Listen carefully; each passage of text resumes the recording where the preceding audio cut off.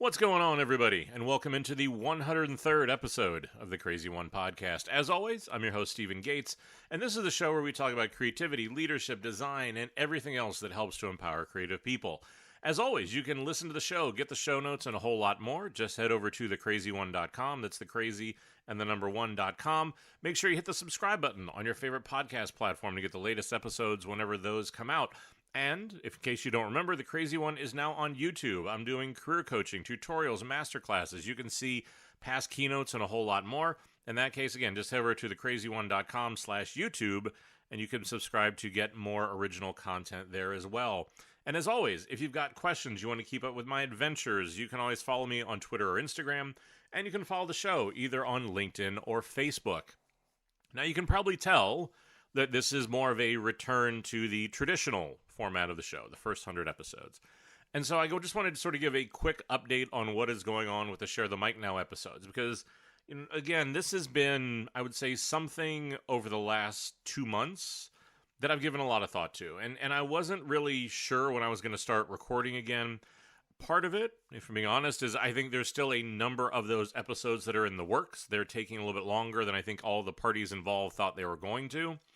But it also just sort of had raised the question of what was I going to do? How are we going to be able to switch back? And so, obviously, a huge thank you to Maurice Cherry, to Delby Millman, to Sylvia Baffour, who created such incredible episodes to be able to kick that off. And I was having a conversation with Sylvia about a week or two ago, and she asked me, when were those episodes going to end? And I thought it was a really good question. It was something I gave a lot of thought to. And I think that, what I've decided is they're not going to. I think they're just going to become a regular part of this show, because these are conversations that need to happen. These are stories that people need to hear. Because, look, I think, honestly, too often when there's a problem, we concentrate on it for a short amount of time, and then it sort of fades from the front of our consciousness, and we let it go. We feel like there's been some resolution. There's been something that happened, and we all feel better. And there isn't a sustainable change that's actually happening. And so that's not what I want to do here. So I think the ability for me to interweave the narrative that I have with those episodes is something that I'm going to want to do on an ongoing basis, because this needs to be an ongoing conversation. So I think we're going to continue to be able to do those. Like I said, I'm very hopeful that these other shows that are in the works will actually come to fruition. We'll be able to publish them. I think, obviously, if you are a member of the Black, Brown, Indigenous, or LGBTQ plus community, and there's something that you want to share, there's a story you want to tell, please reach out. I'd love to be able to have that discussion, understand what that is, and figure out a way where we can make that happen and have you create some content for here. But this show is based on some of the realizations and some of the thinking and some of the emotions that have come out in me over these past 2 months. Because I think, I've had, while these Sharing the Mic episodes were going on, it has been, I don't know what, a very emotionally divided time for me.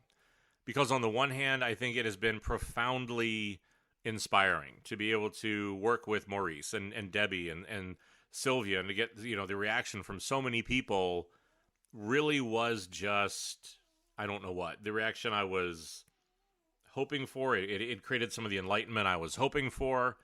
But I think at the same time, I also have to acknowledge that part of the reaction as well pushed me to the edge. And I think that somebody who is, look, I'm 6'4", I'm a redhead, the Irish temper certainly lurks somewhere inside of me. It's something that I think part of this reaction pushed me to the edge. And I'll be honest, and we'll get into this more in a minute, it pushed me to the edge of honestly questioning if I should even continue doing this show. Because I think this is one of those moments where if we're going to move forward with this show, then at the very least I need to be honest. I need to sort of speak where it is that I'm at with this, whether if this is a moment where I just do it for myself, whether it's a moment where somebody actually hears and reacts to it. But I think, we need to talk about change and why creating change is difficult and why I think it so often fails. And I thought a lot about doing this, right? Because whenever I went through and I talked to a lot of people and I decided that I wanted to do the Share the Mic Now episodes, there was a lot of thought that went into that. I wanted to try to do something that I thought was reflective of the moment, was the right thing to do. And, for me, it has been the exact opposite of what it was that I thought was going to happen. I thought a lot about doing it, like I said, and for me, I expected other leaders or other influencers to see the value and the importance in the moment, to see the value and the importance of joining, what it was that movement was trying to do to help make a statement, to start to create some real change, to do these sort of things that felt like it was a moment when our voices were very important. And so I'd posted what it was that I intended to do and started to work on that. It's been about 2 months now, probably a little bit over, but we'll just call it 2 months. And in that time, who I've heard from has been interesting, amazing, infuriating, because so in that time, I have heard from 20 or 30 members of various hate and white supremacist groups who, sent lovely notes about what it is they think I was doing, what it was they thought about me, letting me know they'd know where I live, like a lot of just really fun and entertaining stuff. And that's fine. That's honestly to be expected. But the part that I didn't expect is that in that time, I have heard from 0 members of the white design community. No one that I'm aware of has joined the movement. No one has asked me about it. Nobody. Right? Let me say that again, because I want to make sure that, like I said, that at the very least I'm communicating this. 0 people. Nobody even asked about it. Now, let's be clear. Now, there were a few who I'm very thankful for who had reached out saying that they didn't have a following, but they'd be happy to help in any way they could. And I appreciated that, because I think especially those who are younger in their career, those who don't have the big following, have more at risk and would probably have more to lose. So I appreciated them tremendously.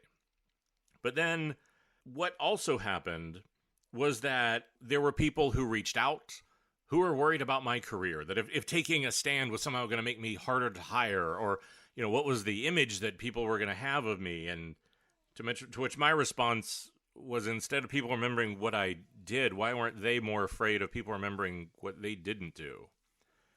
And I'll be honest, because through all of that, I mean, look, excuse my French, but what the fuck? What is going on? And I think, this was disheartening is too light of a word.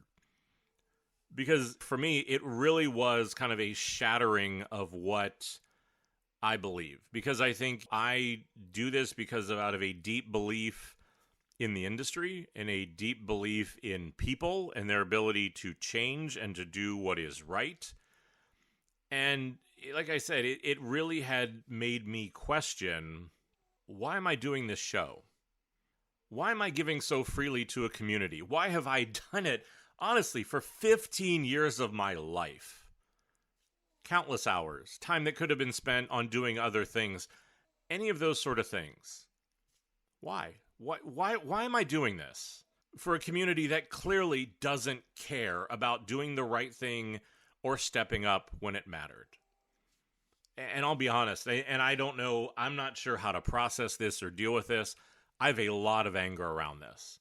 I will definitely remember the silence from so many leaders and influencers and other podcasters and everything else who I know listen to this show, and the silence in their response was deafening when it counted. And it was also interesting. So for all the trolls who were more than happy to call me out and troll me for not doing enough in the early days, including one particular design director at Capital One who I know listens to this show, who was nothing more than just an absolute useless troll in that, where you at? Right? All of you who saw so fit to pass judgment on others, where you at when it counted? Right? And I would ask that you look at the quote-unquote influencers you follow to see which tried to create real change, which tried to line their pockets and build their following through this pandemic and through this unrest, and which were the ones who stayed silent and did nothing. Because that was an interesting conversation I had with somebody where they said, Steve, well, the easy way to be able to deal with this is just don't care about people as much. Just do what everybody else does and peddle a bunch of just sort of like snake oil, everything will be great sort of thing. And you'll have 2 million followers in no time. That's what I said. I have a lot of anger around this. I'm somebody who has worked to not be in a position to feel that way. That is not what this show is about. It is not what I want to be about. yet it is an inescapable feeling for me to question, what are we doing this for? That if the moments that it matters, if we stay silent, and look, I know that everybody will tell me that people protest in different ways, and I get it. Like, I get it. I'm not trying to diminish any of that. But I am definitely in the moments whenever we need to try to do something, it has been noticeable and angering and a lot of other things. But I think it made me realize, even, and this is just my self-reflection, was, what I was doing was even spending a few days being minimized, being ignored, being overlooked was driving me insane. What must it have been like to spend my whole life that way? Then something happened that I wasn't expecting. Because I definitely wasn't expecting the silence. I wasn't expecting clearly the apathy that seemed to be from so many other leaders. But what I wasn't expecting was I've had so many incredible Black, Brown, LGBTQ plus designers and creatives start to reach out for coaching. It was confusing. It felt like I didn't understand why I would be someone that they would want advice from. I'm still not sure that I've come to understand that or come to grips with it or to feel worthy of it, but I don't know. It's been amazing to see who spoke up and who didn't. But I also think that that obviously has led me to do a lot of thinking, a lot of self-reflection, and a lot of asking why. And I don't know why it took me so long to see some obvious problems, right? But I think that this has taught me that sort of the answer has been in front of me all along. Whenever we deal with problems, when we deal with issues, and I think especially, as a white man, I'm forced to think about my blindness and the issues that come out of the privilege that I've experienced, to think that some of my reaction and lack of perception has definitely been due to that. And that's something that I need to work on. I need to do better. Because that was the thing that I realized is I started to see there are a few issues that we have in society, and I think extend, not surprisingly, into the work that we do. And I suddenly saw a real interconnectedness between those.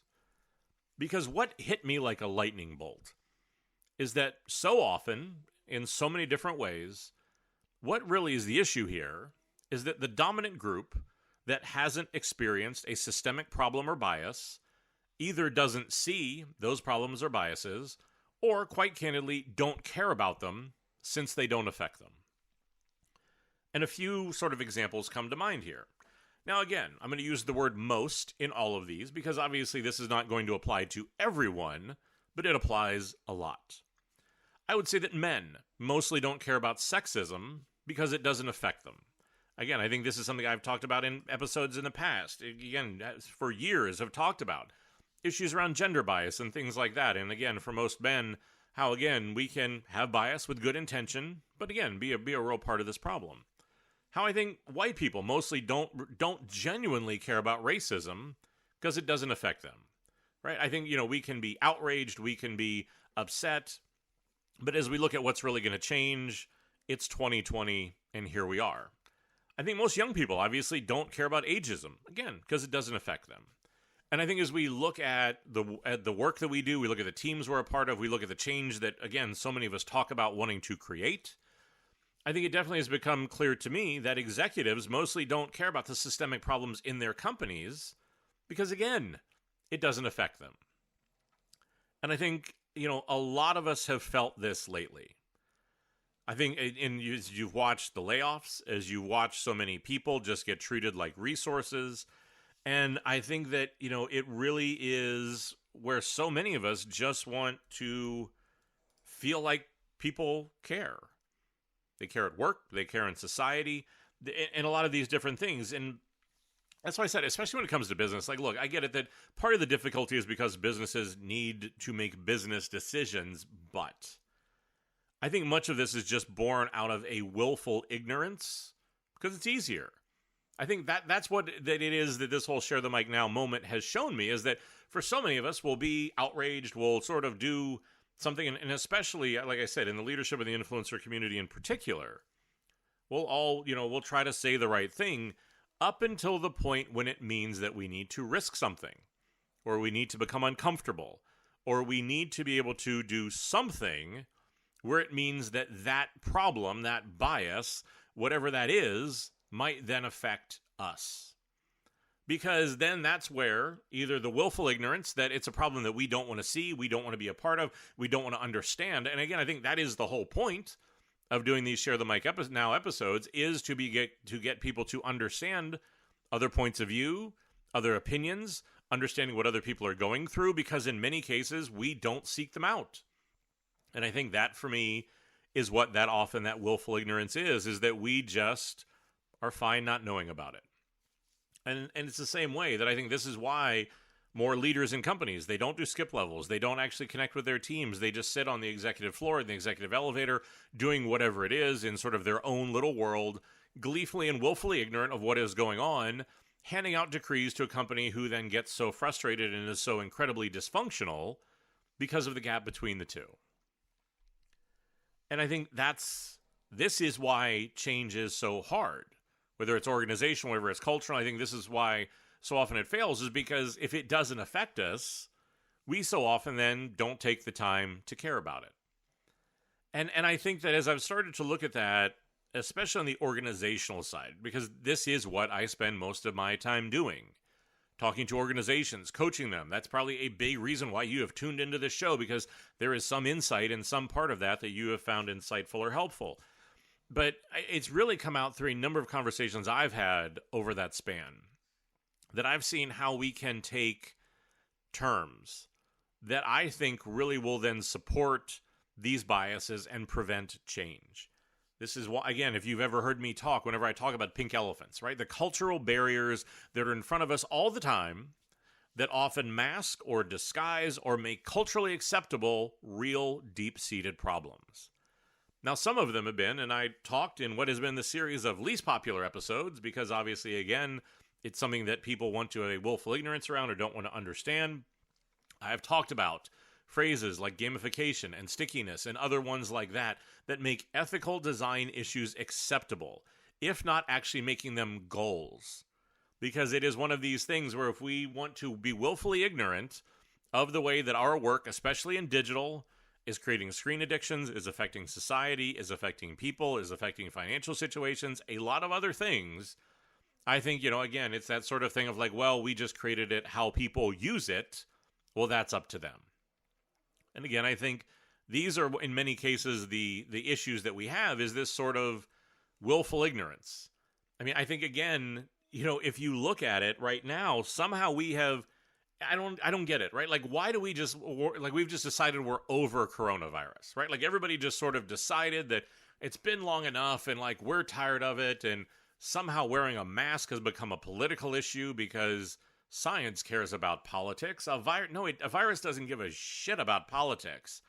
But we just sort of are so wrapped up in our own existence and what matters to us and what everybody else goes through, or being asked to think about other people or part of society is just apparently too much for all of us. This is a very central issue that seems to be, for me, at the center of a lot of these things, where, again, it's this sort of bias or willful ignorance. But like I said, as designers and creatives, we have contributed to a lot of ethical problems, but we've wrapped them in ways that make them feel okay, or like they're actually creating them is actually a goal. But I think more concerning are some of the conversations I've had with people, especially as we start to look at how do we start to take on gender bias or race bias or other issues inside of a company. A phrase comes up a lot. And that phrase is where you will hear people talk about, yes, that's something we should do, but we need to preserve or protect or look at the cultural fit for our company. Cultural fit. It's a very interesting phrase. Because I think what it means whenever you dig into it is that it often means using culture to create some form of discrimination. Now, I know what the phrase should mean. And again, I think in a lot of cases, as we look at that willful ignorance, this is how we comfort ourselves. Is we look at phrases like this and we say, well, this is what it should mean. What it should mean is that, you get people who come in who have similar goals or believe in the mission of the company, that there is some way that we are aligned or motivated, or some way where, again, we're all going to be a part of this culture who's going to go create this great change. Sounds great. I think the reality is too often something different. Because as we look at that willful ignorance, as we look at cognitive bias, which again, I've discussed for quite a while, I think that phrases like cultural fit, I think too often just become an excuse for bad behavior, bias, and discrimination. And like I said, I've had multiple conversations where people will tell me, look, this is just our culture. This is the way we act. If people don't like it, either they buy in and change or they leave. Well, I think, if you take that maybe out of the context of the company and said that in someplace else, sounds like discrimination. I think that ability of being able to say, if you don't look like us, think like us, act like us, whether that's being sort of like outwardly or rude or kind of being an asshole, whether it's, that we want to act in a particular way, and we will justify it with culture. And in so many cases, you can just watch people not get it. They don't understand what's going on here. They don't understand that, again, because since they're in the dominant group, they're in the quote-unquote culture part of the company, that for them, that is the dominant group that is ignorant or again, willfully unaware of what is going on with everybody else. And for them, the acceptable outcome is if people leave and they don't want to be a part of it, fine, people leave and they don't want to be a part of it. But here again, I think this is the place where, for me, whether it's creating change in yourself, whether it is creating change in your team, in your company, in your country, in our society, we have to recognize that something is broken in us. I mean, again, people talk about the greatest generation, right? These groups that were called to war, who sacrificed, who went through the Blitz and like all this sort of stuff. We can't seem to handle sitting on our couch and watching damn Netflix or being asked to wear a mask. Like, somehow it's fine if you have to wear a shirt and wear pants when you go out in public. But, look, if I have to think about other people and not spread the virus, well, then damn it, that's my right because I just want to. Something is broken. Something's not right with the fact that is going on. And in spite of hundreds of thousands of people dying, we don't care, right? Because for us, that willful ignorance, or again, that everyday bias, or again, where we just feel like what we want to do is so much more important than everything else. Until we can start to get a handle on this, until we can start to recognize this, companies will continue to struggle. People will continue to struggle. Society is going to continue to struggle. And, again, I'm very aware that all of a sudden a show that was just supposed to be about creativity and design and helping people with a little bit of leadership suddenly feels like it's talking about something much bigger and very different. But that's why I said, for me, there's an inescapable interconnectivity to all of this. And I think, for me, seeing what it was like to be able to try to do something different and watch the reaction has been sobering. And I think these are, as we sort of talk about what can we do about it, where do we go from here, I think that it definitely comes down to we have to start to do some things differently. And I think there's 4 things that I keep coming back to. I talked about them before the pandemic. I think they continue to hold true now. But the 4 things are: we need to start to look at courage, vulnerability, risk, and accountability. Courage, in that if we are unable to have a conversation, if we are unable to stand up for what we believe in, if we are unable to have enough courage to listen to dissenting opinions, then we're not going to make any progress. Because, again, while I can be disappointed with what has happened, again, I'm not disappointed that, again, I felt like it was the right thing to do. I can remain, steadfast in that we have to be able to have some courage to be able to say this is what matters. As you as a person, like I said, for you and your team or company, if you want to affect change, to stop complaining about why design or creative doesn't have a seat at the table. Why are there endless conversations about what is the value of design? Why is this company not changing? Why is my calendar being flooded with meetings? Why does nobody trust me? Why am I ultimately just starting to show up for a paycheck? Because I don't really care the way that I used to. We have to, we keep saying that that's what we want. Yet we seem to be unwilling to take the steps that are necessary to be able to get there, to have that sort of courage. I think to be able to really look at and embrace vulnerability, to talk about what this is like.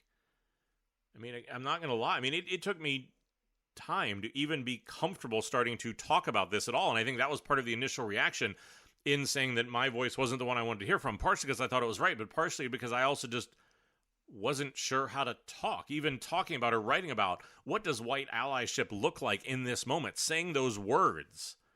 And again, being outspoken about this has taken time for me to be able to embrace and to be able to talk about and to be able to own.